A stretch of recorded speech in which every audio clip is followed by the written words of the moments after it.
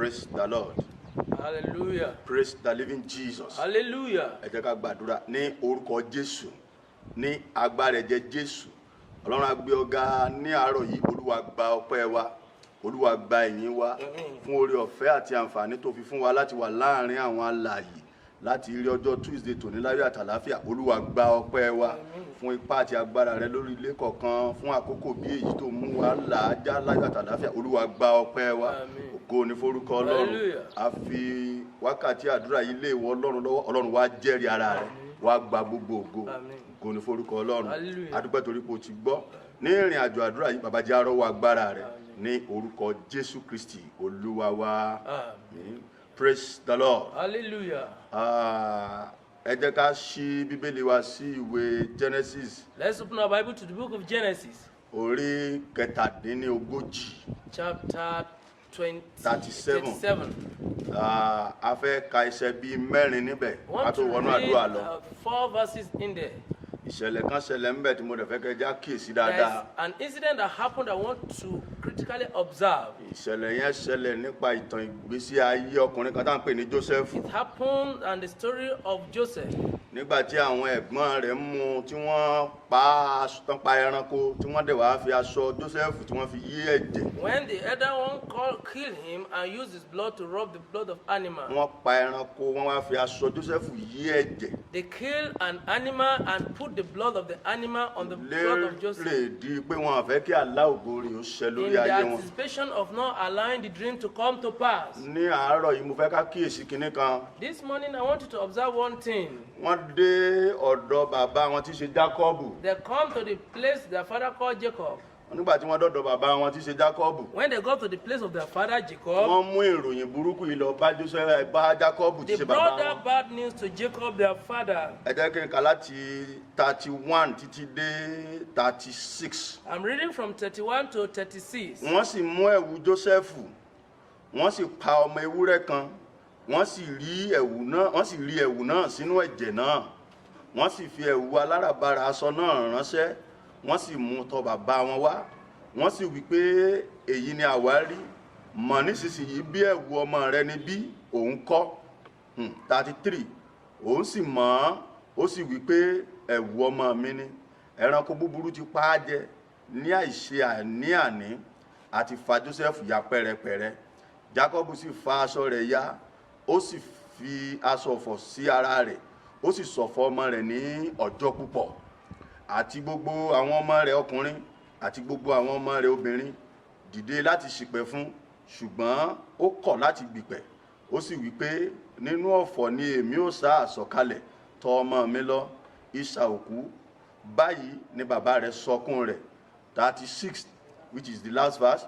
Àwọn ará Mídíánì sì ta sí Íjíbítì fún Pọtifárì, ìjòyè Fáráò kan àti olórí ẹ̀ṣọ́. Hallelujah. Hallelujah. Àkòrí ọ̀rọ̀ Ọlọ́run tí mo fẹ́ bá wa sọ ká tó wọnú àdúrà lọ. The title of the message before entering into the prayer, Má sọkún mọ́. weep not, Joseph rẹ̀ ò kú. your Joseph is not dead. Ní àkókò bí èyí, In a time like this, ọ̀pọ̀lọpọ̀ rò pé kò sí ògo mọ́. many people thought there is no Ẹlòmíì glory. tiẹ̀ ti rò pé sóun ó sì padà dé èèyàn báyìí. Some people even think that will he be human Ọ̀pọ̀lọpọ̀ again. ló ti sọ pé ọdún ìtìẹ̀ ti parí náà. Some people said this year has come to an Ó ti end. wò pé lóòótọ́ a ti fẹ́ lo ìlàjì parí I báyìí. only want to go to the first quarter of it. Ọ̀nà wo ló ń fẹ́ gbé gbà? Where is he going to Pé follow? kò tiẹ̀ lè sọ́nà àbáyọ That they fún un. can't be way through. Má sọkún o, Weep not. má ro ara rẹ pin. Do not condemn Ní yourself. àkókò bí èyí, In a time like this, Joseph rẹ̀ ò kú. your Joseph is Wọ́n not mú dead. ìròyìn burúkú yìí lọ bá Joseph Jákọ́bù. They brought that bad news to Jacob, the father of Wọ́n Joseph. pa Jákọ́bù lẹ́kún lórí ohun tí ò ṣẹlẹ̀. They made Joseph to weep in respect of Mo things that never pa á láṣẹ happened. sínú ayé ẹni tó ń wò mí I nílé. decree into the life of that person watching Gbogbo me. agbára àti májẹ̀mú tí ń pa ìṣẹ̀dá rẹ lẹ́kún. Every covenant and power that is making you to Lórúkọ weep. Jésù ọ̀run yóò dáná sun In wọ́n. Jesus' name, heaven will roast them. Gbogbo agbára tó ń fi ẹkún àdásùn bá ọjà. Every power that is making you to cry Gbogbo lonely, májẹ̀mú tó ń fi ẹkún àdásùn bá ọjà. allow you to cry alone. Agbára tó dá ayé tó dá ọ̀run. The power that makes heaven and lórúkọ earth. Jésù yóò fún ọ ní ìṣẹ́gun In lórí rẹ̀. Jesus' name, you will be victorious. Jákọ́bù ò mọ̀ pé Jósẹ́fù ò kú. Jacob did not know that Joseph did not Àmọ́ bí die. wọ́n ṣe mú ìròyìn yìí lọ bá, But when the news come to him, wọn àmọ̀ pé kò mọ̀ pé wọ́n pilẹ̀ ẹ̀rọ rẹ̀ ni. it was not known that it was an arrangement. Àfọgbọ́nrò ni. It is a concept that Torí was pé planned. wọn fẹ́ kí àlá ògo Jósẹ́fù Because they ṣẹ. never allowed the promise of Joseph to come to Àmọ́ pass. Jósẹ́fù tá ń sọ̀rọ̀ nípa rẹ̀ But yìí ń rìnrìn àjò lọ Joseph, síbi tí we ògo are rẹ̀ wà. talking about his journey to where his glory is. Gbọ́ mi dáadáa ní àárọ̀ yìí. Listen to me this morning. Ohun yòówù kó dé bá orílẹ̀ ayé. Whatsoever that come to the world, Ohun yòówù kó ṣẹlẹ̀ sí orílẹ̀-èdè yìí. whatsoever that come to this Bí country, Olúwa ti ń bẹ tí ẹ̀mí rẹ̀ wà as the láàyè. Lord liveth and the Spirit Ẹ̀rí lives, ló máa já sí nínú ayé come rẹ̀. testimony in your life. Kí lohun tó dé bá ọgàn tí ń pa ọ́ lẹ́kún What ìkọ̀kọ̀? is it in your life that is making you to weep in Mo ní hidden? ìròyìn ayọ̀ fún ọ láàárọ̀ I yìí. have a good news for you. Má sọkún mọ́. Weep not.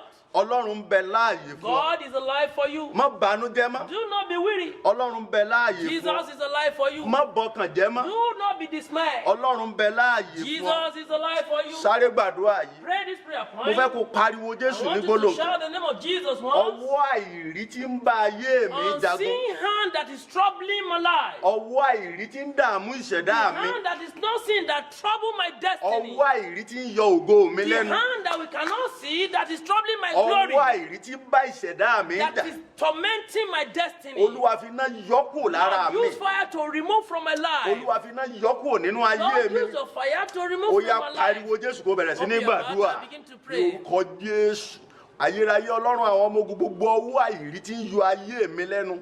Gbogbo ọwọ́ àìrí tí ń na ìṣẹ̀dá mi lára. Olúwa fi iná yọ kúrò. Olúwa fi iná yọ kúrò. Jésù Olúwa wa. Amen. Mo fẹ́ kó gbàdúrà yẹn nígbà kejì. I want you to pray the prayer the second time. Àwọn ẹ̀gbọ́n Jósẹ́fù dìde ogun sí The Jósẹ́fù. brother of Joseph waged war against him Lérò ọkàn pé káwọn lè ṣẹ́gun àlá ẹ̀. in anticipation to overcome his Lérò dream, ọkàn pé káwọn lè ṣẹ́gun ògo ẹ̀. in the thought of winning his destiny. Lóòótọ́ àwọn náà rí lótìtọ́ pé ògo ń bẹ níwájú Truly ẹ̀. they see there is glory in him. Ó hàn gbangba kedere fún wọn pé It ògo ńlá is leléyìí. discovered that it has a great glory. Àmọ́ àwọn wò pé káwọn ó dẹ̀bùrú ìrìn àjò ògo yẹn kó mọ̀ bá But they lè want ṣẹ. to shortcut the journey so that the dream will not come to Wọ́n ti pass. gbàgbé pé ọjọ́ kan ń bọ̀ tí à ń pè ní ọ̀la. They forgot there is a day called Wọ́n tomorrow. ohun tó ń ṣẹlẹ̀ sí ọ lónìí. That is happening to you Méje ó today. lágbára lórí ọ̀la rẹ̀. Don't allow it to have power Mo over fẹ́ your kó tomorrow. gbàdúrà yẹn nígbà kejì. I want you to pray the prayer the second time. Ọwọ́ àìrí tó dìde sí The ayé mi. unseen hand that come arose to my life. Ọwọ́ àìrí tó dìde sí ògo The mi. unseen hand that arose to my glory. Olúwa fi iná ṣẹ́gun rẹ̀ Lord, lónìí. use fire to overcome them today. Ọwọ́ àìrí tó ń bá mi jà. The unseen hand that is fighting me. Olúwa fi iná ṣẹ́gun rẹ̀ lónìí. Lord, use your fire Ó to yá overcome pé me Jésù kò today. sọ́dàdúrà ní orúkọ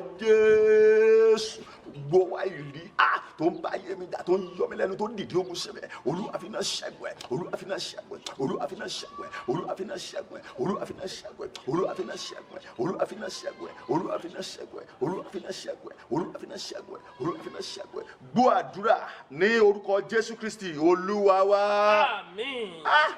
Mo fẹ́ ka verse 33 yẹn. I want to read the verse 33. Òun sì mọ̀, And he knows ó wí pé and said, ẹ̀wù ọmọ mi ni this is the cord of my son. ẹranko búburú ti pa á And jẹ. evil beasts have devoured Ó ní him. ní àìṣe àní àìní Without anything, àti fa Joseph ya pẹ́rẹpẹ́rẹ. Joseph have a Joseph tó jẹ́ pé kò kú This Joseph àmọ́ has not nítorí died. ìròyìn tí wọ́n ti lọ mú bá But Jákọ́bù because of the bad news taken to the ó ti father, pa ọkàn rẹ̀ pọ̀ wípé he has ó consoled dìgbò ṣe òun ò lè rí that Joseph mọ́. by and by will not see Gbọ́ Joseph mi again. ògo tí ayé fi ń dá ayé rẹ lóró. The glory that the world is using to Ògo tí afflict òkùnkùn you, fi ń dá ayé rẹ that lóró. the kingdom of darkness is Tán ní used kò to ní disturb ṣẹ you, lórí ayé that rẹ. it will not come to pass Tán ní in kò your ní life. ṣẹ lórí ilé It rẹ. will not come to pass in your Lórúkọ family. Ọlọ́run àwọn ọmọ In ogun the Lord, the name of the agbára Lord of àṣẹ hosts, Elédùmarè the authority mo from ní heaven, yóò gbé ògo náà it jáde. will manifest that glory. Ògo táyé làwọn fi pa ọ́ lára. Glory that the word said they will use to Ògo disturb you. táyé làwọn fi jẹ ọ́ They níyà. will use to afflict you. Ògo táyé làwọn ò ní jí ó ṣẹ That nínú they ayé will rẹ. not allow to come to pass in your Lórúkọ life. Ọlọ́run Ayọ̀délé In the name Babalọ́lá of God of Ayọ̀délé pẹ̀lú Babalọ́lá, ìrọ̀rùn. with ease, Lórúkọ Jésù ògo náà máa bú jáde. glory will shine forth. Mo fẹ́ kó pariwo. I want you to shout. Agbára tó ń fògo mi yọ mí The lẹ́nu. power that troubled me with Agbára tó my ń fògo glory, mi dá mi lóró. that torment me with my glory, Agbára tí fògo mi jẹ mí níyà. afflict me with my glory. báwo lèèyàn ṣe máa láṣọ ńlé tí ò ní lè wọ̀? How will one have clothes at home? báwo and lèèyàn not ṣe be máa able to lóúnjẹ ńlé eat? tí ò ní lè How will you jẹ? have food at home and will not be able to eat? agbára òkùnkùn lè ṣe é. And the power of darkness can do it. ẹlòmíì agbóúnjẹ lẹ́bàá alóúnjẹ nulẹ̀ kò ní lè Some ṣe é. people will have food at home, they will not be able to alówó cook. nulẹ̀ kò ní lè ná. They will have money, they will not be able to aláṣọ ńlẹ̀ spend. kò ní lè They will wọ́ṣọ́. have clothes, they will not be able to ó lè máa put fojú ara rẹ̀ rí. on. He will be seen with his ọ̀pọ̀lọpọ̀ eyes. náà ló lógo lóòótọ́ tó ń gán mà kógo wà. Many people have glory and they wọn know that they have yóò glory. rí lò. They never allow them to mo fẹ́ exhibit the kó glory. pariwo. I want you to shout agbára aloud. tí fògo mi The pọ́n mi lójú. power that toil with my agbára tí glory. fògo mi yọ mí That lẹ́nu. toil with my glory. agbára tí fògo mi ní mi lára. That torment me with my agbára glory. tí fògo mi jẹ mí That níyà. never allow my glory to olúwa bá mi prosper. ṣẹ́gun rẹ̀ láàárọ̀ Lord, yìí. eradicate that bá mi ṣẹ́gun rẹ̀ Lord, láàárọ̀. put an end ó to yẹ it. pé jésù ó yẹ sọ́dà Put dúà. down and begin to pray. Call the name of Jesus and pray. ayérayé gbogbo agbára tí fògo mi pọ́n mi lójú tí fògo mi ní mi lára tí fògo mi jẹ mí níyà. olúwa bá mi ṣẹ́gun ẹ̀. olúwa bá mi ṣẹ́gun ẹ̀. olúwa bá mi ṣẹ́gun ẹ̀. olúwa bá mi ṣẹ́gun ẹ̀. olúwa bá mi ṣẹ́gun ẹ̀. olúwa bá mi ṣẹ́gun ẹ̀. olúwa bá mi ṣẹ́gun ẹ̀. olúwa bá mi ṣẹ́gun ẹ̀. olúwa bá mi ṣẹ́gun ẹ̀. olúwa bá mi ṣẹ́gun ẹ̀. olúwa bá mi ṣẹ́gun ẹ̀. olúwa bá mi ṣẹ́gun ẹ̀. olúwa bá mi ṣẹ́gun ẹ̀. gbọ́ àdúrà ní orúkọ jésù kristi olúwa wa. Amen. jacob ó ti gbàgbé pé Jacob forgotten that, ọlọ́run ju ènìyàn lọ fún òun. that God is more than man àmọ́ for torí him. ìròyìn tí wọ́n mú wá yẹn But because of the news that he got, ìrètí ti sọnù. the hope was lost. ó sọkún. He wept, ó fa aṣọ rẹ̀ ya. tore his ó robe. wà nínú He ìbànújẹ́. was in ó mourn. wà nínú He ọ̀fọ̀. was mourning. àmọ́ àwọn ẹ̀gbọ́n ẹ̀ tó ṣiṣẹ́ yìí But the brother that did wọ́n this ti work, gbàgbé ọ̀la. they forgot tomorrow. wọ́n ti gbàgbé pé ojú á túnra rí. They forgot tomorrow. wọ́n ti gbàgbé pé ọ̀la tún wà. They forgot that there's tomorrow. gbọ́ ọ̀rọ̀ olúwa lẹ́nu mi. Hear the voice of the Lord in my ẹni mouth. tí ń bẹ nídìí ọ̀rọ̀ ayé rẹ̀. Person in your case, ẹni tí ń ní ògo rẹ̀ lára. person afflicting your glory. lórúkọ jésù In the kristi name of Násárẹ́tì, Jesus of mo Nazareth, pa á láṣẹ wàá jọba lórí ẹ̀. you reign over him. ẹni tí ń fi ayé rẹ̀ pọ́n ọ lójú. That person that is tormenting you, ẹni tí ń fi ìṣẹ̀dá rẹ̀ dà ọ́ that láàmú. person that is afflicting your ẹni tí glory, ń fi ayé rẹ̀ ní ọ lára. that is troubling you with your glory. lórúkọ ọlọ́run àwọn ọmọ In ogun. the name of God of mo the ní wàá hosts, jọba I lórí say ẹ̀. you will reign over them. ẹni tó ní lójú ẹ̀mí nǹkan ló ti jẹ́ Person èèyàn. that káì. says you will not be human ẹni tó ní kọ́ because lójú of ẹ̀mí him. nǹkan ló ti dìde. Person that says you will not rise Kò, in his ẹni tó ní presence. lójú ẹ̀mí nǹkan ló ti jẹ́ èèyàn. Person that says you will not become ẹni human tó ní being. lójú ẹ̀mí nǹkan lògo ló ti tàn. Person that says your glory will not bí olúwa ti rise. ń bẹ tí ẹ̀mí rẹ̀ As wà. the Lord liveth, ohun gbogbo tó fi ṣagbára. that all he uses as májẹ̀mú tó power, dúró lé lórí all ayé rẹ̀. covenant is stand upon. lórúkọ jésù yóò dojú ìjà kọ. We face war where you are mo against fẹ́ him. kó pariwo. I want you to shout, olúwa Lord, ẹkún ìkọ̀kọ̀ tí mò ń sun láti the ọjọ́ secret pípẹ́. and hidden cry of weeping. ẹkún ìkọ̀kọ̀ tí mò ń sun láti ìgbà pípẹ́. Cry in the hidden for Lord. olúwa fàánú mú kú o. Use your mercy to remove olúwa them. fàánú mú kú o. Remove it by your mercy. olúwa fàánú mú kú By o. your mercy, ó remove yá them, pé Lord. jésù kò sọ́dà dúrà. By the name of Jesus, I begin to pray. ayé gbogbo ẹkún ìkọ̀kọ̀ èyí tí mò ń sun láti ọjọ́ pípẹ́. olúwa fàánú mú kú o. olúwa fàánú mú kú o. olúwa fàánú mú kú o. olúwa fàánú mú kú o. olúwa fàánú mú kú o. olúwa fàánú mú kú o. olúwa fàánú mú kú o. olúwa fàánú mú kú o. olúwa fàánú mú kú o. olúwa fàánú mú kú o. olúwa fàánú mú kú o. olúwa fàánú mú kú o. gbọ́ àdúrà ní orúkọ jésù kristi olúwa wa. Amen. mo fẹ́ kó sọ fún ọlọ́run. I want you to tell it to God. bẹ́ẹ̀ náà ni anna náà ń sọkún o. Once upon a time, Anna was weeping, ó dàbí ẹni pọ́lọ́n ti gbàgbé ẹ̀. as if God has forgotten him, ó dàbí ẹni pé kò tiẹ̀ sírètí mọ́. as if there is no hope for him. àmọ́ lójijì But suddenly, anomijé rẹ̀ nù. the weeping was removed. lójijì apálẹ́rìn ayọ̀. He was made to ẹ smile. má jẹ́ àgbàgbé pé Pẹ̀línà Do not forget that òun ti Peninnah bí àwọn ọmọ tó ń wó has bí. many children that he's going to give birth to. òun ti ṣe ìyá ọmọ síwájú Yeah, Anna. he's a mother before Anna. àmọ́ ògo jura wọn lọ. Glory is more than nígbà tó glory. ń dé When he came, ògo àkọ́kọ́ tí ó kọ́kọ́ tara rẹ̀ jáde. first glory that will come from ó her di ògo àgbáyé. become a glorious ó di child, òkìkí ńlá. become a great bọ̀ ẹni tó child. dá ayé rẹ̀ dúró. He that made your life stagnant, ẹni tó dá ògo dúró lára he rẹ̀. that stopped your glory, bí olúwa ti ń bẹ as láàyè. the Lord liveth, kí òòrùn ọjọ́ òní ó tó wọ̀. before to this sun will lórúkọ jésù a ó gbẹ̀san rẹ lára rẹ̀.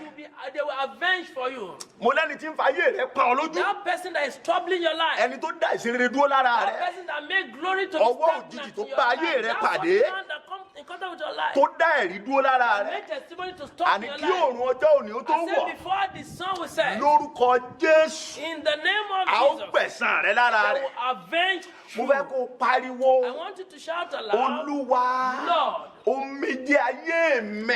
The sweat of the cry of my life. Omijé tí mò ń fi inú sun jáde. Tears that is coming out from my life. Omijé ìkọ̀kọ̀ mi. Hidden tears. Olúwa. Lord. Ó yá mú kúrò lónìí. Take it away today. Olúwa mú kúrò lónìí. Lord, take it away. Báwo ni bá ti rí? How will it have been? Bóyá bàdí Joseph ń sunkún lọ́wọ́ When yẹn. Joseph Àti Jacob ń sunkún lọ́wọ́. when Joseph was, when Jacob was crying, Kí Joseph kan wọlé dé lójijì. and Joseph suddenly come, Báwo ni bàbá yìí ó ṣe ṣe? how will the man feel? Á dàbí ẹni pé àkúrẹ́ ayà rẹ o. It will be like a ghost. Àmọ́ But Joseph ń rìnrìn àjò lọ síbi tí ògo Joseph tiẹ̀ was wà ní. journeying to his Káì, destination. mo fẹ́ kó o pariwo. I want you to shout aloud. Omijé ìkọ̀kọ̀ mi. The hidden weeping, Ẹkún àdásùn mi. weeping in the hidden place. Ẹkún àjùmọ̀sùn mi. Now I'm crying Ẹlòmíì lonely. ti ń ké lọ́wọ́ báyìí pé bolo wọn ti bẹ̀rẹ̀. Some people are crying that where am I going Ẹlòmíì to ń ké start? lọ́wọ́ báyìí pé ọgbọ́n wo lòun fẹ́ dá Some sí. people are now crying, how am I going to do it? Ẹlòmíì tiẹ̀ ti sọ pọ́dún yìí tiẹ̀ ti parí. Some people say this year has come Pé to kò an tiẹ̀ end. sírètí fún mọ́. Because there is no hope for them. Kò sí ọgbọ́n tó ń lè dá sí No mọ́. way for him. Wo gbàdúrà yẹn dáadáa. Pray this prayer very Mo well. fẹ́ kó o pariwo. I want you to shout aloud. Omijé ìkọ̀kọ̀ mi. Hidden weeping. Ẹkún ìkọ̀kọ̀ The mi. tears in the hidden. Olúwa bá mi mú kúrò Lord, lónìí. take them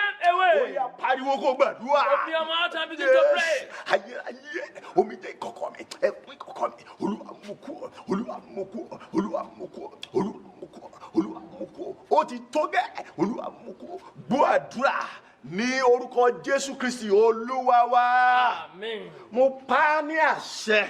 I decree Lórúkọ Ọlọ́run àwọn ọmọ the ogun. name of God of the host. Gbogbo ọwọ́ tó ń jẹ ọ́ níyà ní Every ìkọ̀kọ̀. hand that trouble you in Gbogbo ọwọ́ tó hidden, ń dà ọ́ láàmú. that is afflicting you in the Bí hidden, Olúwa ti ń bẹ láàyè. as the Lord lives, Agbára àjíǹde Jésù mo ló ṣèdájọ́ ọwọ́ yẹn. power of resurrection will put judgment on those hands. Ọwọ́ tó tilẹ̀kùn mẹ́ẹ̀rí lára rẹ̀. Hand that short testimony to your life, Ọwọ́ tó tilẹ̀kùn mọ́ ògo lára that rẹ̀. short to your glory, Ọwọ́ tó tilẹ̀kùn máa ṣeyọrí lára that rẹ̀. short to your success. Lórúkọ Jésù. In the name of Jesus, Adániwáyé mo ló gbẹ̀san rẹ̀ lára I said rẹ̀. he will avenge for you Ẹkún àtijọ́ èyí tó ti ń sun that yìí. old time whipping, Ẹkún ìgbà pípẹ́ tó ti ń sun yìí. old time whipping you've been Ẹkún whipping, àdásùn èyí tó ti ń that sun yìí. lonely whipping that you've been whipping Láti òní yìí lọ. from today. Lórúkọ Jésù ọwọ́ In Olúwa the fi name òpin of sí lára Jesus, rẹ̀. hands of the Lord put an end to them. Ní àkókò bí èyí. In a time like this, Ohun tó rò pé kò lè ṣeé ṣe what mọ́. to think that is impossible, Ẹ̀rí tí wọ́n gán rò pé ò lè ní mọ́. testimony you think you could not Ayọ̀ have, tó lérò pé ò lè ní the mọ́. joy you thought cannot come to pass. Bíbélì wípé And the Bible says, nígbà tí Olúwa dá ìkó lọ sí when òní the padà, Lord returned the captivity of Olúwa- Zion, àwa dàbí ẹni tí ń they là were like they that dream. lórúkọ Ọlọ́run àwọn ọmọ In the ogun. name God of Ayọ̀ hosts, tó rò pé ò lè padà the ní joy lọ́dún you yẹn. think you could not have this Ìkórè year, ògo tó rò pé ò lè the kó lọ́dún harvest yẹn. of glory you think you Ẹ̀rí could tó not lérò have pé ò lè this ní year, lọ́dún the yẹn. testimony you think you Lórúkọ cannot Jésù have. Adániwáyé yóò In yọ̀ǹda the rẹ̀ name fún of ọ. Jesus, our Creator will release to you. Àánú máa fọ̀n fún And ayé rẹ̀. mercy will speak for your life. Ọlọ́run orí òkè yìí yóò jà God fún of ìṣẹ̀dá this rẹ̀. mountain will fight for your destiny. Ọlọ́run orí òkè yìí yóò ya ayé The rẹ God lẹ́nu. of this mountain will visit your Ẹ̀rí life. lọ̀rọ̀ rẹ máa já sí.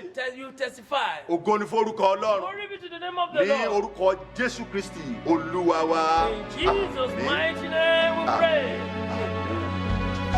Praise the Lord.